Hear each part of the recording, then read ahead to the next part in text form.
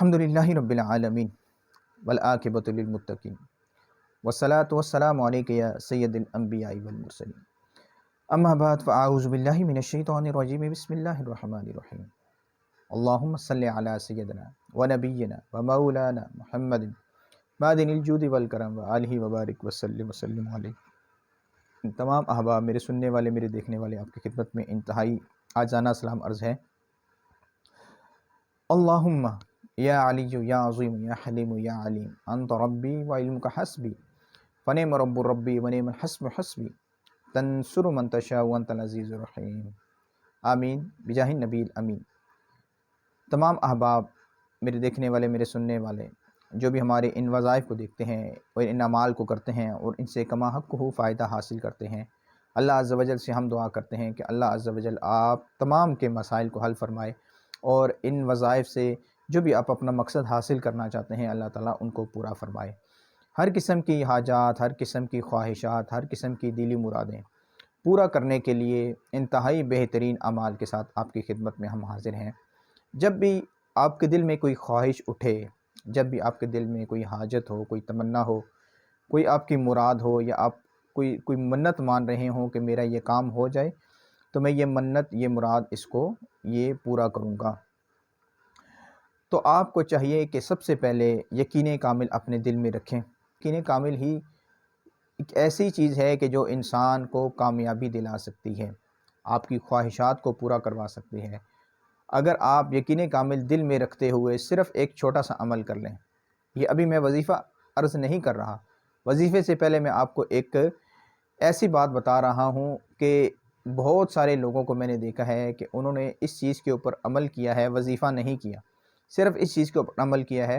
اور ان کے معاملات، ان کی حاجات، ان کی خواہشات ہم نے پورا ہوتے دیکھی ہیں۔ وہ عمل کون سا ہے جو بزرگان دین کے معمولات کے اندر عمل شامل ہے، اور وہ ہے باوضو رہنے کا عمل۔ جی ہاں، باوضو رہنا ایک بہت بڑی عبادت ہے، اور باوضو رہنے سے انسان چونکہ ایک پاکیزہ رہتا ہے، اور جب انسان پاکیزہ رہتا ہے، اس کے خیالات تر رہتے ہیں، پاکیزہ رہتے ہیں، اور اس کے معاملات میں کسی قسم کی کوئی مداخلت شیطانی طرف سے، انسانوں کی طرف سے کسی بھی قسم کی کوئی مداخلت نہیں ہو سکتی، کہ وہ ہمیشہ پاکیزہ اور باوضو رہتا ہے۔ اور اس کے علاوہ آپ خوشبو کا استعمال کیجئے، پاکیزہ رہنے کی کوشش کیجئے، انشاءاللہ عز و جل آپ کے معاملات میں آسانیاں ہی آسانیاں ہو جائیں گی۔ تو چلیے اپنے اس عمل کی طرف چلتے ہیں جس کے لیے ہم خاص طور پر آپ کے سامنے حاضر ہوئے ہیں، خواہشات، حاجات کو پورا کرنے کا انتہائی بہترین، مجرب ترین عمل۔ سب سے پہلے تو ہمیں اس چیز کے اوپر غور کرنا چاہیے، ہماری جو خواہش ہے آیا وہ شرعی طور پر ہمارے لیے اچھی ہے یا نہیں اچھی۔ اگر ہم یہ سمجھتے ہیں کہ وہ شرعی طور پر ہمارے لیے بہتر ہے، تو پھر آپ اس عمل کو کیجئے گا، انشاءاللہ عز و جل یہ عمل آپ کو بہت ہی زیادہ فائدہ دے گا۔ آپ نے کرنا یہ ہے کہ آپ نے عشاء کی نماز باجماعت ادا کرنی ہے۔ باجماعت ادا کرنے کے بعد آپ نے قبلہ رو ہو کر بیٹھ جانا ہے۔ جی ہاں، اور آپ نے 111 مرتبہ درود شریف پڑھنا ہے، 111 مرتبہ آپ نے درود شریف پڑھنا ہے۔ اس کے بعد ایک دعا ہے، دعائے حزب البحر۔ جی ہاں، یہ دعائے حزب البحر آپ حاصل کر لیں، آپ کو نہیں ملتی آپ مجھ سے لے لیں، یا آپ نیٹ کے اوپر اس کو سرچ کر لیں۔ یہ 2 یا 3 صفحوں کی دعا ہے، اس کو آپ اچھی طریقے سے پہلے یاد کر لیں تاکہ عمل کو کرنے میں آپ کو کوئی غلطی، کوئی مسٹیک نہ لگ سکے، کیونکہ بعض اوقات یہ ہوتا ہے کہ ہم اعمال تو کر لیتے ہیں لیکن ان میں ایسی غلطیاں ہوتی ہیں کہ اعمال ہمارے الٹ ہو جاتے ہیں، یعنی کہ وہ ہمارے لیے وبال جان بن جاتے ہیں۔ اس لیے دعائے حزب البحر کو اچھے طریقے سے آپ دیکھ لیجئے، اور ایک مرتبہ دعائے حزب البحر پڑھیں، اس کے بعد 300 بار حسبی اللہ لا الہ الا هو علیہ توکلت وہو رب العرش العظیم، اس کو آپ نے 3 تسبیحیں یعنی کہ 300 بار اول و آخر 3 بار درود شریف کے ساتھ پڑھنا ہے۔ اس کے بعد آپ نے دعا کرنی ہے، اور اپنی حاجات، خواہشات جو بھی ہیں زبان کے ساتھ ان کو اپنے دعا کے اندر دہرانا ہے۔ یہ عمل آپ نے کم از کم 21 دن تک لگاتار کنٹینیو اسی طریقے سے رکھنا ہے،